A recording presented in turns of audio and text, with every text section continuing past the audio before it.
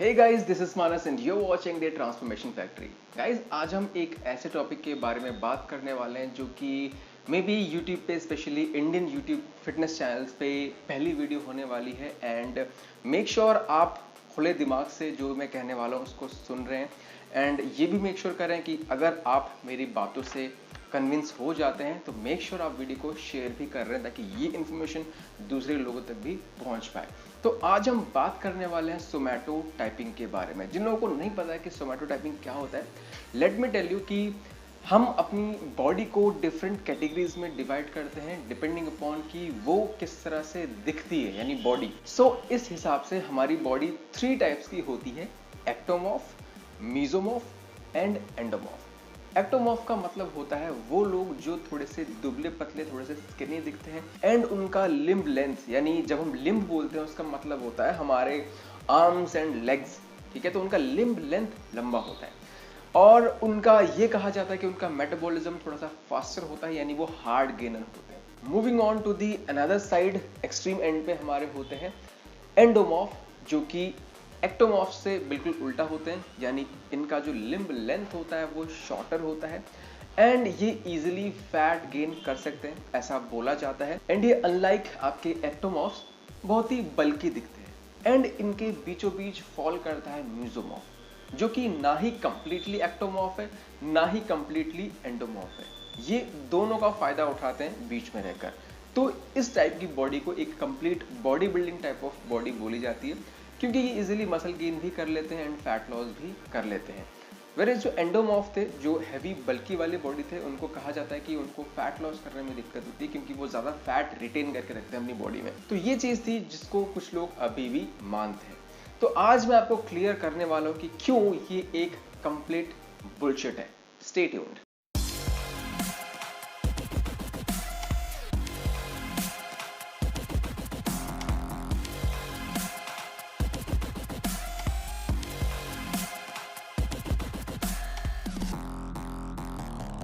सबसे पहले आपको बता दूं कि ये जो डिस्कवरी है आपकी सोमैटो टाइपिंग की, ये किसने किया था? गाइस, इसको किया था डॉक्टर विलियम शेल्डन ने 1940 में। एंड वो एक साइकोलॉजिस्ट थे। तो बताना मैं ये चाहता हूं कि ये जो इनका स्टडी था, जो भी इन्होंने ऑब्जर्वेशन करी थी, वो इनका पर्सनल ऑब्जर्वेशन था एंड फिटनेस से कोई इसका लेना देना नहीं था, क्योंकि ये एक साइकोलॉजिस्ट थे। तो इनका जो ये स्टडी था वो इस बेसिस पे था कि भाई अगर कोई बॉडी इस तरह से दिखती है तो मेंटली, यानी कितना वो इंटेलिजेंट है या फिर कितना वो अग्रेसिव है एंड उनके फ्यूचर अचीवमेंट्स को लेकर बेसिकली उनका एक पर्सनालिटी के बारे में ये उनकी स्टडी थी। मतलब बेसिकली साइकोलॉजी के ऊपर ये सारा उनका फोकस था और डिपेंडिंग अपॉन बॉडी टाइप, यानी बॉडी किस तरह से दिख रही है बाहर से, उस बेसिस पे। तो फिटनेस से इसका कोई लेना देना नहीं था। तो इसको फिटनेस में डाल दिया गया, इस सेम चीज को। एंड आपको आर्टिकल्स में, काफी आर्टिकल्स में यही देखने को मिलता है कि आपको अपनी बॉडी टाइप के हिसाब से कैसे एक्सरसाइजेस करनी चाहिए, कैसे डाइट करना चाहिए, which is completely a bullshit. क्योंकि आप कैसे दिख रहे हैं, आप दुबला पतला लंबा दिख रहे हैं या फिर थोड़ा शॉर्टर दिख रहे हैं, ये डिपेंड करता है आपके बोन स्ट्रक्चर पे। एंड किस तरह से आपको डाइट करना चाहिए, आपको किस तरह की एक्सरसाइज करना चाहिए, वो बोन स्ट्रक्चर डिसाइड नहीं करता है। आई मीन बोन स्ट्रक्चर का एक्सरसाइज सिलेक्शन पे थोड़ा बहुत उसका इफेक्ट होता है, वो हम थोड़ा आगे जाके बात करने वाले हैं।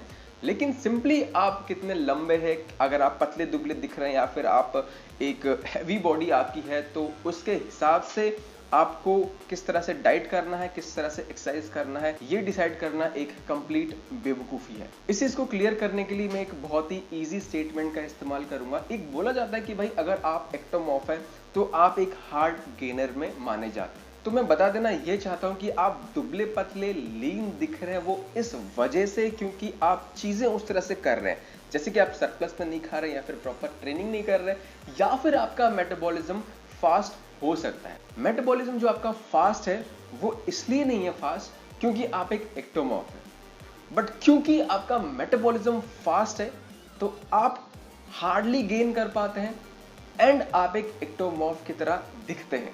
इसका यह मतलब होता है कि सिंपली आप जैसा दिख रहे हैं उसका नाम है एक्टोमॉर्फ, मीजोमॉर्फ या फिर एंडोमॉर्फ। नॉट कि आप एक्टोमॉर्फ है, मेसोमॉर्फ है या एंडोमॉर्फ है, उस पर डिपेंड करेगा कि आप किस तरह से प्रोग्रेस कर सकते हैं। आपको ये बता देना चाहता हूं कि ये जो भी सोमैटोटाइपिंग है, ये सिर्फ आप किसी पर्टिकुलर टाइम फ्रेम में, किसी पर्टिकुलर टाइम में कैसा दिखते हैं वो है। इसका ये मतलब है कि आप कुछ महीनों बाद या फिर कुछ सालों बाद अगर पहले एक एक्टोमॉर्फ है और आप अच्छी ट्रेनिंग करते हैं, अच्छा डाइट लेते हैं, तो आप मे बी अब मेसोमॉर्फ बन चुके होंगे। सो द आइडिया दैट आप एक एक्टोमॉर्फ है और आप गेन नहीं कर सकते, that is completely a bullshit. हो सकता है अपने कंपैरिजन में आपके साथ जो दूसरा पर्सन है सेम हाइट सेम वेट का है एंड उसके कंपैरिजन में आपको ज्यादा कैलोरीज लेने की जरूरत पड़ सकती है एंड उसका मेटाबॉलिज्म आपके जितना फास्टर नहीं है, लेकिन वो आपसे इजीली गेन कर सकता है, लेकिन था तो वो भी एक एक्टोमॉर्फ। सो आप किस तरह से प्रोग्रेस करते हैं, आप किस तरह से मसल बिल्ड करते हैं, ये सब कुछ डिपेंड करता है बहुत सारे फैक्टर्स पे, जैसे कि आपका मसल इंसर्शन, आपका मेटाबॉलिज्म, आपका बोन स्ट्रक्चर, आपका बोन डेंसिटी, आपका हार्मोनल प्रोफाइल, आपका ईज ऑफ गेनिंग फैट या फिर ईज ऑफ गेनिंग मसल। ये सारी चीजें डिसाइड करती है कि आप किस तरह से प्रोग्रेस करते हैं। एंड ये सारे मैंने जितने भी फैक्टर्स बताए, ये सारे फैक्टर्स एक बॉडी टाइप के अंदर पाया नहीं जा सकता है। यानी अगर मैं बोल रहा हूं कि बंदा ये एक्टोमॉर्फ है, तो जरूरी नहीं है कि भाई उसका मेटाबॉलिज्म भी फास्टर है, उसको मसल गेन भी नहीं होता होगा, उसको फैट गेन भी नहीं होता होगा। भाई हमने देखे कि पतले लोग भी होते हैं और उनको फैट गेन होता है, जिसको हम स्किनी फैट बोलते हैं। सो मेरे कहने का ये मतलब है कि ये सारे वेरियस फैक्टर्स डिपेंड करते हैं कि आप किस तरह से प्रोग्रेस करते हैं, लेकिन प्रोग्रेस हर कोई करता है। सो इन सब फैक्टर्स को 3 बॉडी टाइप्स के अंदर डाल देना कि भाई एक्टोमॉर्फ्स हैं तो ये सारे फैक्टर्स आपके खिलाफ होंगे, मेसोमॉर्फ है तो ये सारे फैक्टर्स आपके फेवर में होंगे, ऐसा नहीं होता है।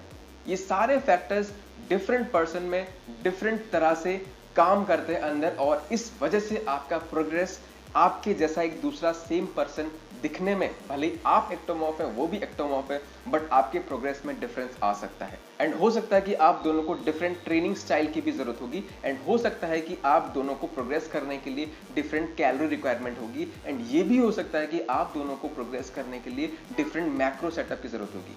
ये सब कुछ आपको एक्सपीरियंस के थ्रू, आपको ट्रायल एंड एरर मेथड से पता लगता है कि भाई आपको गेन करने के लिए कितना ज्यादा सरप्लस में रहना पड़ता है, कि क्या आप एक हार्ड गेनर है, कि क्या आपको एक डिफरेंट मैक्रो सेटअप चाहिए होता है बेटर गेन के लिए, भले ही 2 पर्सन का सेम बिल्ट हो। सो ये कह देना कि आप एक्टोमॉर्फ है, आप गेन नहीं कर सकते, ये आपको सिर्फ और सिर्फ एक एक्सक्यूज है आपके लिए कम मेहनत करने के लिए। सो इस वीडियो का सिंपली मकसद ये था कि हाँ, कुछ हार्ड गेनर्स होते हैं, कुछ इजी गेनर्स होते हैं, कुछ मूवमेंट आपके लिए ज्यादा इजियर एंड स्ट्रॉन्गर होता है। फॉर एग्जांपल अगर आपके आर्म्स की लेंथ ज्यादा है तो आपका बेंच प्रेस उतना ज्यादा नहीं होगा उसके कंपैरिजन में जिसकी आर्म की लेंथ थोड़ी कम है, उसका बेंच प्रेस ज्यादा स्ट्रॉन्गर होगा। सो ये जो लिम्ब लेंथ बता रहा हूं ये भी एक पैरामीटर हो गया, ऐसे ही एक पैरामीटर हो गया आपका मेटाबॉलिज्म। ये सारे फैक्टर्स बताते हैं कि आप किस तरह से प्रोग्रेस करते हैं, नॉट कि आप किस तरह से ऑलरेडी दिख रहे हैं, वो डिसाइड करेगा कि आप किस तरह से प्रोग्रेस करेंगे। सिंपली आप किस तरह से प्रोग्रेस कर रहे हैं ये डिसाइड करेगा कि आप किस तरह से दिखने वाले हैं। तो आप एक एक्टोमॉर्फ से मेसोमॉर्फ बन सकते हैं, एक मेसोमॉर्फ से एंडोमॉर्फ बन सकते हैं, डिपेंडिंग अपॉन कि आप किस तरह से प्रोग्रेस कर रहे हैं, किस तरह से डाइट ले रहे हैं।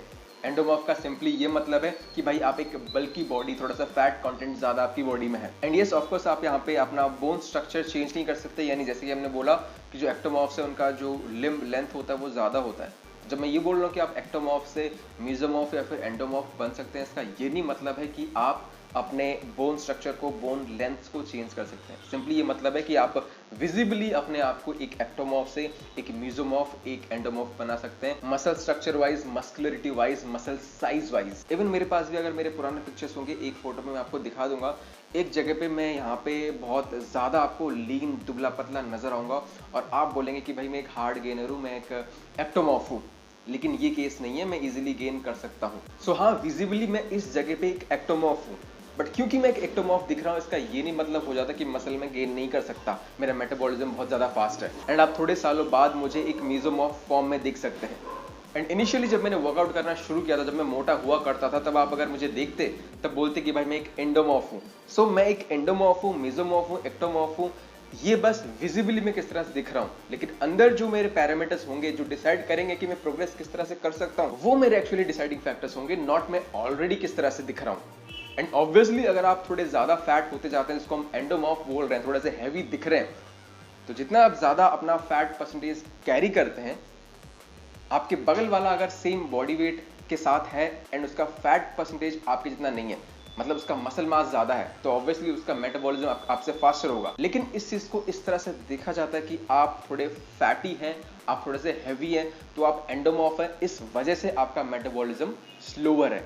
But the actual reason is आप ज्यादा फैट परसेंटेज कैरी कर रहे हैं। अगर आप अपने आप को थोड़ा सा लीन डाउन करेंगे, आप अपने आप को मीजोमॉर्फ में लेके आ सकते हैं और यहाँ पे कंपैरेटिवली आपका मेटाबॉलिज्म वापस सेम बॉडी वेट वाले पर्सन के कंपैरिजन में आपका मेटाबॉलिज्म यहाँ पे फास्टर होगा अगर आप उससे ज्यादा मसल मास कैरी कर रहे हैं। एंड इवन इन चीजों को अभी भी इंस्टीट्यूशंस में सिखाए जाते हैं, कॉलेजेस में सिखाया जाता है, इवन मैं भी बिलीव किया करता था। लेकिन अगर लॉजिकली देखें, इस चीज को समझें, तो आपको ये चीज अब तक समझ आ गया होगा। आप पहले से किस तरह से दिख रहे हैं वो डिसाइड नहीं करेगा कि आप किस तरह से प्रोग्रेस करने वाले हैं, बट आप किस तरह से प्रोग्रेस कर रहे हैं, आपकी बॉडी में किस तरह से चेंजेस आ रहे हैं, डिपेंडिंग अपॉन वो आपको किसी एक शेप का बनाता है। एंड वो शेप कि आप किस तरह से दिख रहे हैं, दैट इज सोमैटोटाइपिंग। सो हाँ, इंडिविजुअल वेरिएशंस होते हैं, किसी को हायर रेप वर्क में ज़्यादा अच्छा बेनिफिट मिलता है, किसी को लोअर रेप वर्क में, किसी को किस तरह की डाइटिंग चाहिए होती है, किसी को थोड़ा हायर कैलोरीज चाहिए होता है गेन करने के लिए, किसी को कंपैरेटिवली लेस कैलोरीज चाहिए होती है, किसी को एक डिफरेंट मैक्रो सेटअप चाहिए होता है, किसी और को एक डिफरेंट मैक्रो सेटअप चाहिए होता है। ये सिंपली आपका एक्सपेरिमेंटेशन से, आप सालों से जब चीज़ों को करते हैं, आपको तब समझ आता है कि आप पे क्या काम कर रहा है। सो अगर कोई आपको आपकी बॉडी टाइप के हिसाब से कि भाई आपकी एंडोमॉर्फ बॉडी, आपकी मेसोमॉर्फ बॉडी, आपकी फलाना बॉडी है, उसके हिसाब से आपको ये ट्रेनिंग करनी चाहिए, उसके हिसाब से आपको ये डाइटिंग करनी चाहिए, अगर ये चीज़ बेचता है, वो सिंपली आपको बेवकूफ बना रहा है या फिर उसको खुद ही नहीं पता है। तो इस चीज को आप गलत ना समझें कि बॉडी टाइप के हिसाब से ट्रेनिंग नहीं होती है। ऑब्वियसली बॉडी टाइप के हिसाब से ट्रेनिंग होती है, लेकिन सोमैटोटाइपिंग वाली जो बॉडी है, एक्टोमॉर्फ, एंडोमॉर्फ, मेसोमॉर्फ, इस बॉडी टाइपिंग के हिसाब से आपकी अलग से ट्रेनिंग, अलग से डाइटिंग नहीं होती है। बॉडी टाइप जब मैं बोल रहा हूँ, सिंपली मतलब है कि अदर पैरामीटर्स, कि आपका मेटाबॉलिज्म कैसा है, आपका बोन स्ट्रक्चर किस हिसाब से, आपके लेवरेजेस किस हिसाब से हैं। सो ये चीजें डिसाइड करती है कि आपका एक्सरसाइज सिलेक्शन क्या होना चाहिए, आपको किस तरह से वर्कआउट करना चाहिए और आपको बेसिकली आपका ट्रेनिंग किस तरह से होना चाहिए। सो आई होप मैं आपको कन्विंस करने में सक्षम हुआ हूँ कि सोमैटोटाइपिंग के बेसिस पे आपको ट्रेनिंग नहीं करनी चाहिए। It is a complete bullshit. अभी तक लोग इसको मानते आ रहे हैं। अगर किसी को नहीं पता है तो आप इसको ये वीडियो शेयर करें, उसको नॉलेज दें, उसको इन्फॉर्मेशन दें। लेकिन अगर पता होने के बाद भी लोगों को बेवकूफ बनाया जा रहा है तो वो बहुत गलत चीज है। गाइस, अगर वीडियो पसंद आई, वीडियो से कुछ नया सीखने को मिला है, आप प्लीज मदद करें इस वीडियो को शेयर करके दूसरे लोगों को, साथ ही साथ हमारे चैनल की भी मदद होगी उसकी ग्रोथ में। आई होप आपको वीडियो अच्छी लगी। चैनल पे नए हैं तो consider subscribe to this channel, ताकि आगे आने वाली ऐसे इन्फॉर्मेटिव वीडियोस आपसे मिस ना हो जाए। With this that's a wrap on this video. मिलते हैं एक नई वीडियो के साथ। Till then stay fit, stay healthy. This is Manas, take care.